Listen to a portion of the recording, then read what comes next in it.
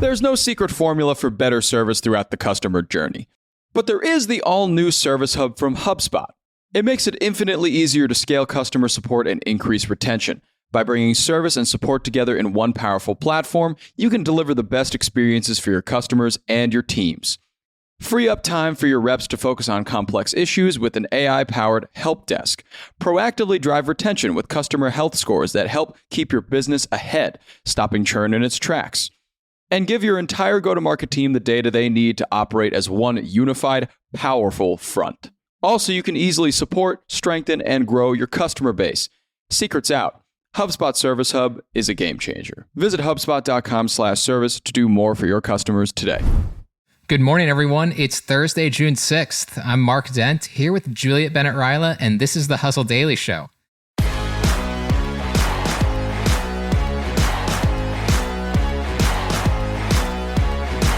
Today, we're going to talk about content. Is it cheap to create? Well, we can tell you that this podcast certainly is not. But Spotify CEO Daniel Ek recently found himself in hot water while musing about the shelf life of content, saying that the cost of creating it was close to zero. Debates about the value of content and Spotify's role in diminishing that value ensued, and we're going to sum up all of that for you guys. But first, let's give you the hits and headlines in business and tech.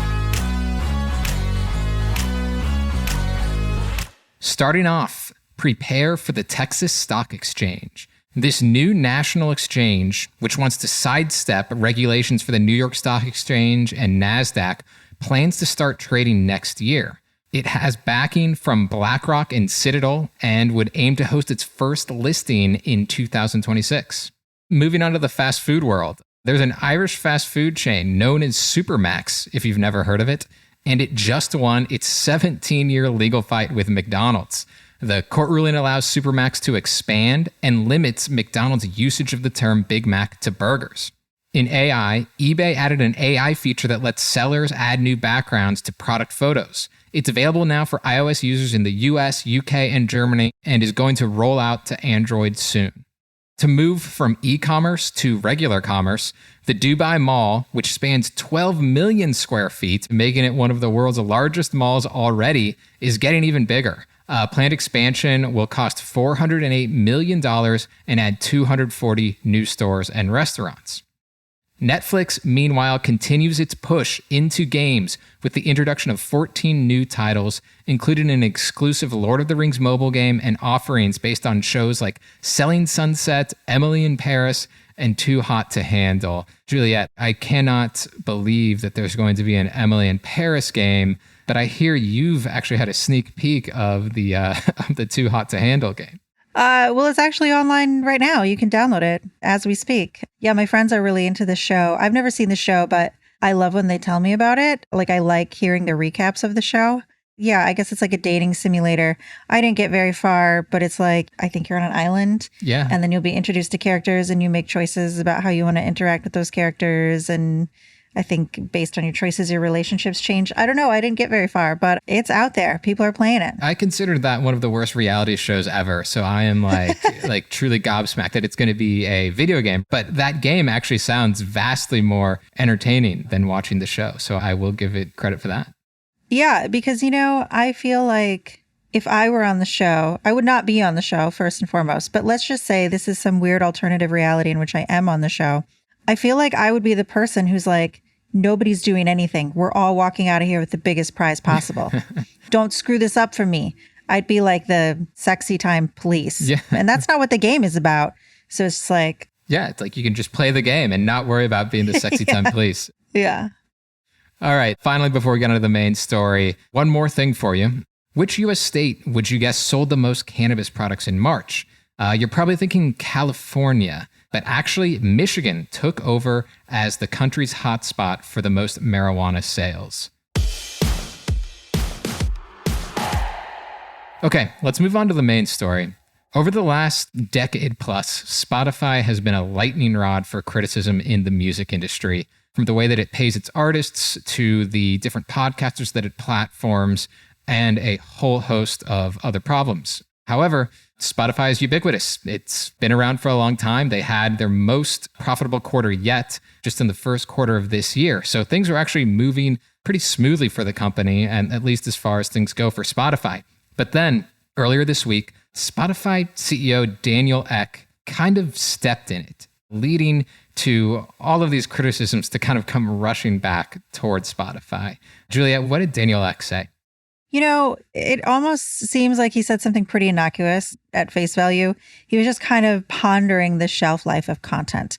So he was talking about how today there's like just this glut of content online, everywhere, all of the time. And, you know, most of it is going to be forgotten about. And then he was wondering which pieces of our modern content would remain relevant for a long time. You know, he was talking about Roman philosophers, you know, and I think that makes sense. Like you wonder, like Beethoven's Fifth Symphony, still hear it all the time. Totally. Are we going to hear Bruno Mars in 100 years from now? I don't know. I mean, I kind of doubt it, but you never know. You know, even when you think about like, we still hear Fleetwood Mac all the time. What pop artist today are we going to hear 40, 50 years from now? So an interesting thought experiment. The problem was that he said that the glut of content, which he didn't say was a good or bad thing, is because the cost of content creation is now close to zero. And at that point, a lot of people got pretty mad because they were like, no, it's not. Yeah. And this, by the way, happened on Twitter, or X, as some people call it now, or as it's officially called. And obviously that's a place where arguments tend to escalate very quickly. And that's kind of what happened here, right? Right. Yeah, I think it's a combination of like, yeah, maybe that's not like the correct way to phrase it, because we all know that content creation does not cost zero, especially when we factor in time as a cost, as well as, depending on what kind of content you're talking about, equipment, instruments, hardware, software. If you're paying collaborators, if you have someone that edits your podcast, if you have session musicians, if you have, you know, guests that you pay to appear on your podcast, etc. Education, there's all sorts of costs. But I think it's a real sore spot just because of what Spotify is. And, you know, this ongoing conversation where artists are saying they have streams on Spotify constantly and they're just not making any money off of it because they don't get royalties in the same way that they would get in radio.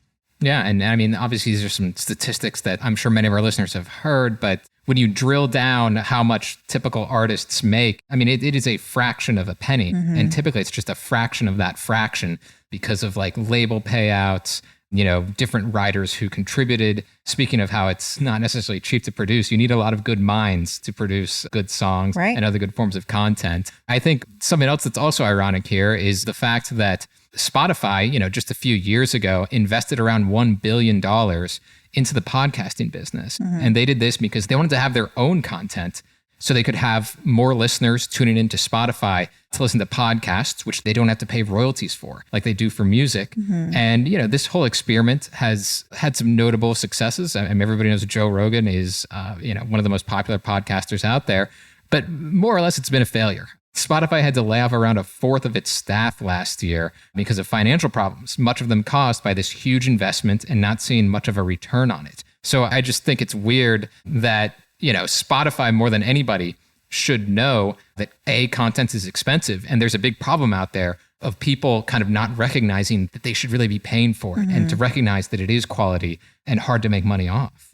Right. I mean, it's so interesting, this entire debate, because he is correct in that, like, most people have a smartphone and pretty much anybody can record a video or audio of themselves. And thanks to streaming content, put it anywhere and have it be on the internet. But I mean, when you are a serious professional content creator and what you're trying to do is become a professional podcaster, author, voice actor, musician, like, streaming is posing a problem. And I mean, we're seeing that not just on Spotify with musicians and podcasters, but like that was a huge part of the Hollywood writers and actor strikes. They don't get royalties on streaming services the same way they do on traditional broadcast television.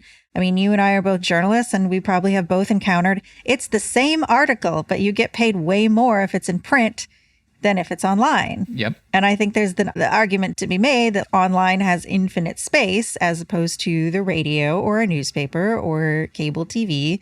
But, you know, at the same time, we are seeing people who are creatives worry about their livelihoods because of situations like this. Yeah, how to stick out in that infinite space is like the big question for everyone, both creators and people who are trying to monetize creators. And it's just, the way that Spotify is set up also, which makes this, again, pretty ironic, is that like, artists get paid out as like a share of total streams. So like the more infinite number of things that are out there on Spotify, the smaller that share gets, even if you have a ton of listeners. It is frankly a really deep conversation topic. And Daniel Ek, of course, walked back, what he said originally, which was obviously probably the right thing to do because it is just such a nuanced conversation. Right. Yeah. I think he referred to his phrasing as, clumsy, which, okay. Yeah, fair. Yeah, but I think the real question, Juliet, is which pop artist is going to be the Beethoven Fifth Symphony? Who do you think of the last, 75 or even of the last 100 years? Which pop artist do you think gets remembered 100 to a couple hundred years from now? Well, I think there are a couple. I think if we're talking kind of like an older pop artist, I think we're still going to be hearing the Beatles 100 years from now because we've already been hearing them for decades. But I think of our current stable of pop artists, I think just the impact that artists like Beyonce and Taylor Swift have had on their fan bases and also like the economy. I think we'll be hearing about them for a long time. Yeah. Because they just have too great of an impact. I think there are smaller pop stars that maybe you'll still hear their songs or maybe they'll be remixed or whatever. But I think just in terms of like, it's unavoidable, I think we'll be talking about those two for a long time. Yeah. I think I've got for like the truly long range, like when we think of like, there's just a couple classic musicians that we really remember. So I think we're going to have some people who like completely set new trends, like Little Richard, for instance, or maybe like someone like Grandmaster Flash in hip hop, or like maybe Public Enemy, something like that, that even though they're not even like that huge of pop stars, they're not all around us still. Those are the people who are going to be in history books, I guess. So I don't know, maybe they're the kind of like Roman kind of artwork that's going to get passed down forever. But anyway, for now, we're just going to keep listening to like a lot of stuff on Spotify, I think. But as I think one person pointed out who was criticizing Ek, it's the music that's going to be remembered no matter what, not Spotify itself.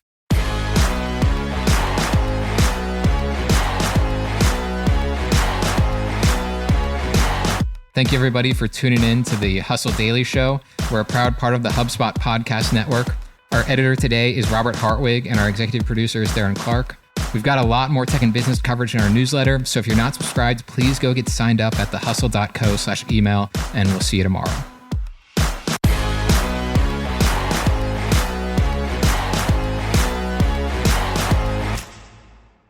Hey everybody, I got a great podcast to tell you about. It's called Truth, Lies, and Work, and it's brought to you by the HubSpot Podcast Network, the audio destination for business professionals. On this show, you can join husband and wife team Al and Leanne Elliott as they dispel myths, impart wisdom, and answer all your questions about finding, keeping, and motivating great people. They actually just did an episode with John Smith, who is the manager and agent of famous Argentinian soccer player Diego Maradona. He talks about in this episode how he was able to manage the global superstar, athlete, celebrity that Maradona is and was. It's a great listen. You better get out there and check it out. And you can listen to Truth, Lies, and Work wherever you get your podcasts.